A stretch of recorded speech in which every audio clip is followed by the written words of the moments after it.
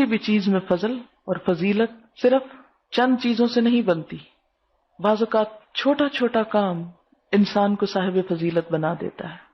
اس میں میرے سامنے ایک چھوٹا سا واقعہ ہے، یہ میں آپ کو سناتی ہوں. روپے میں 1 پیسہ، روپے میں صرف 1 پیسہ. اب تو وہ پیسہ رہا بھی نہیں. یہ ایک صاحب ہیں میاں ظفیر احمد، کراچی کے ہیں. انہوں نے ایک اخبار میں سچی سچی باتوں کے عنوان سے ایک اپنی کہانی بتائی، پڑھ کے سناتی ہوں. سب کے لیے اس میں بہت سیکھنے کی چیز ہے. یہ بھی فضیلت، کل ذی فضل فضلہ. تو یہ ذی فضل کون ہوتے ہیں اور ذی فضل کیسے بنا جاتا ہے، اس پہ تبصرہ کرتے ہوئے یہ بات ایڈ کر رہی ہوں.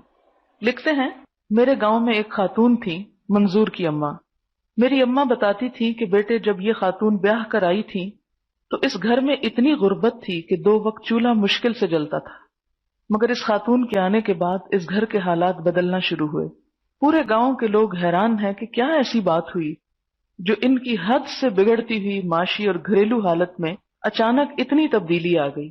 کہاں تو مشکل سے 2 وقت کی روٹی نہیں ملتی تھی، کہاں یہ عالم ہے کہ کوئی سائل ضرورت مند اس خاتون کے گھر سے خالی ہاتھ نہیں جاتا. میں 9-10 سال کی عمر میں جب 1933 میں اپنے گاؤں سے تعلیم کی غرض سے کلکتہ آیا تو میں ایک بار اس خاتون کے میاں، جن کو میں نذیر چچا کہا کرتا تھا، ان کی دکان پر ملنے گیا. بچپن سے میری یہ عادت رہی ہے کہ جب میں کسی بات کو نہیں سمجھ پاتا تو اس کی ٹو میں لگا رہتا ہوں. نذیر چچا کی دکان کلکتہ شہر کے ایک ایسے علاقے میں تھی جو کوئی مشہور حقیقت نہیں رکھتا تھا. تب ان کی دکان کے سامنے لال دکی کھیل کا میدان تھا. اس کے پاس ہی ان کی ایک بہت چھوٹی سی پان بیڑی کی دکان تھی. میں جس وقت ان کی دکان پر گیا تھا 2 آدمی بیڑی بنانے میں مشغول تھے اور نذیر چچا پان بنانے اور لگانے میں. گاؤں میں ان کا گھر میرے پڑوس میں تھا. مل کر بہت خوش ہوتے.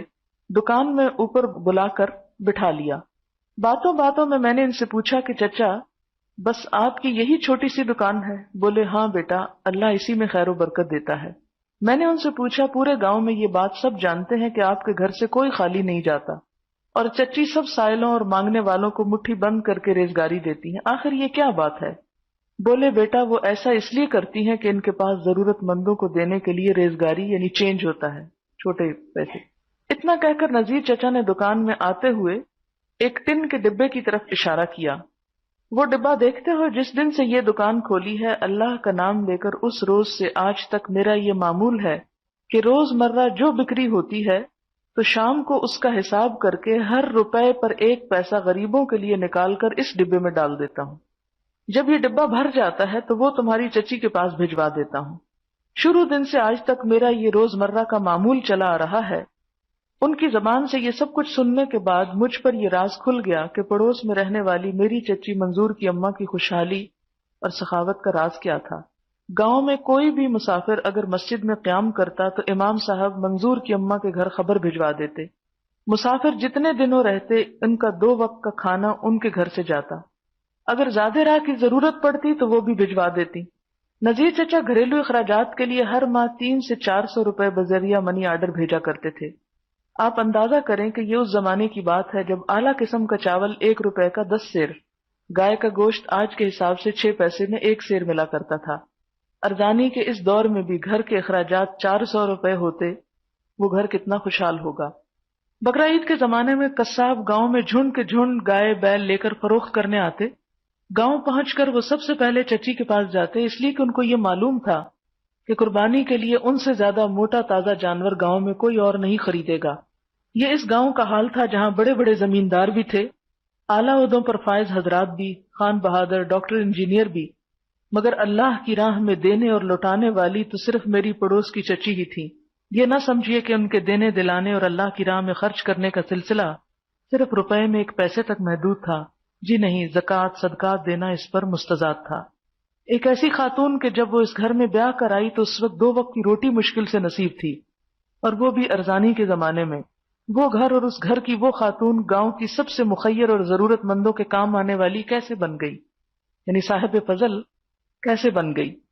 اس راز کو سمجھنے اور پانے کے لیے ہم سب کو کوشش کرنی چاہیے.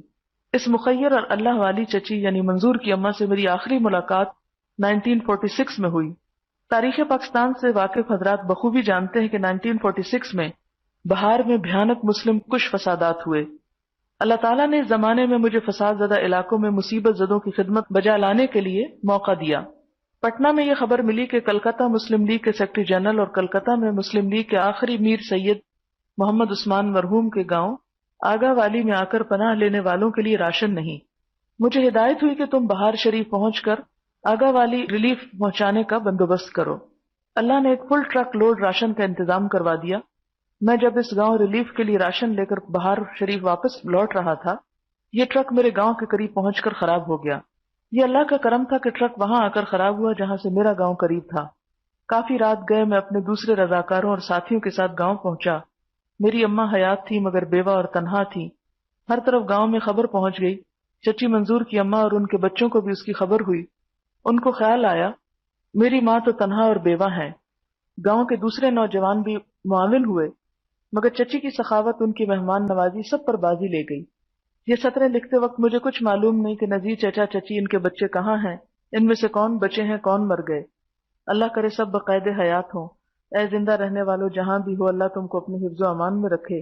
اگر دنیا سے رخصت ہو گئے ہوں، اللہ ان کی نیکیوں کو ان کے بے حساب ثمر عطا فرمائے، اور اس گناہگار کو جو نصف صدی گزارنے کے بعد بھی ان کو نہیں بھلا سکا، ان سب کے نقش قدم پر چلنے کی توفیق بخشے۔